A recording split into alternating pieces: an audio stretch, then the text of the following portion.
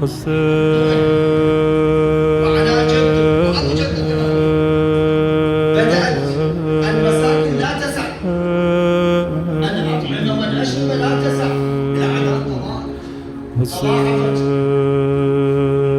شافوا هاي الحكمة الله سبحانه وتعالى أودع بأن الموت قد حكمة إلهية.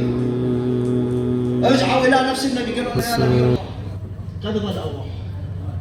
واستقرت الموازنة والمعادلة. واحد نبات يعترض ليش الله سبحانه وتعالى ياخذ الشاب؟ ليش ياخذ مثلا الطفل؟ والله ومن حر الشمس من خطف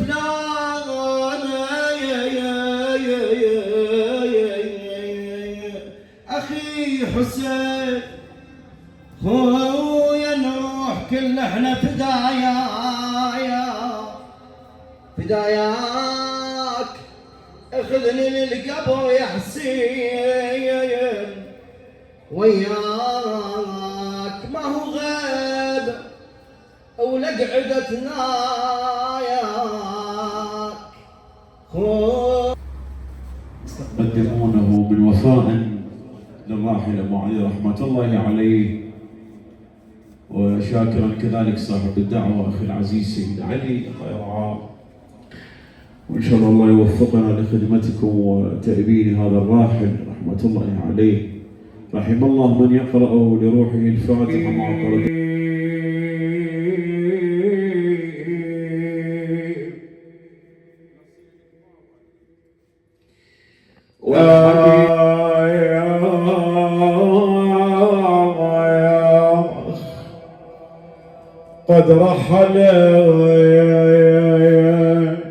قد رحل بدائي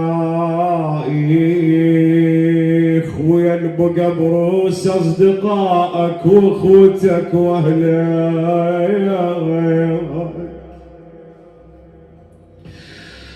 يا ابو علي خويا البقى بروس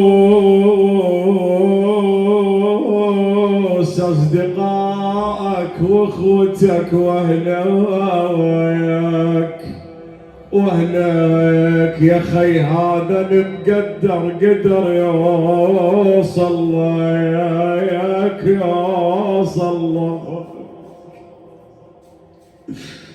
يا خي هذا المقدر قدر يوصل لك يكون الشوق واخوتك واهلك يا ابو علي خويا يا خي هذا المقدر قدر يوصل لك يا خي هذا المقدر قدر يوصل لك يكون تشوفهم من شيعاك شلون خويا أميز كلهم بقوا يبكون البحلك لا أنا من اللي يعلون وينصون وازود لك فضايل لا اقلل لك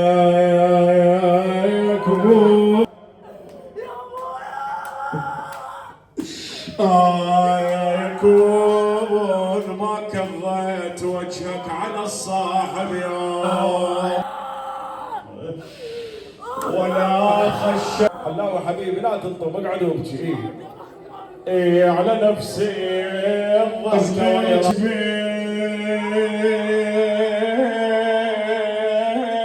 كظ الظهر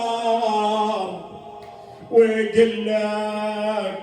ايدي اشبيه وشلك يا ابو علي تروني يدك بتاني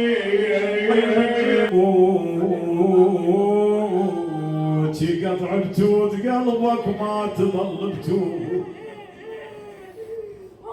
نشوف ابوك ملفلف بتابوت عشوف جمال شي يسولف ويا ربعه ويا اخوته يقول يا هل بيكم المشتاق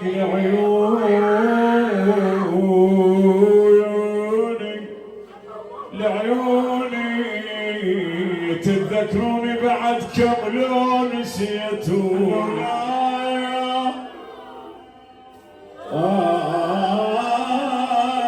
نتقعدون على السفرة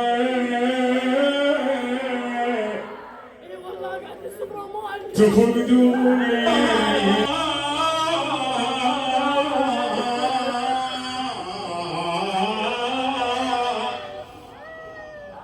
القبور اللي بصف من شديت نعش وخلص التشييع وصحت والذمة ودعتوني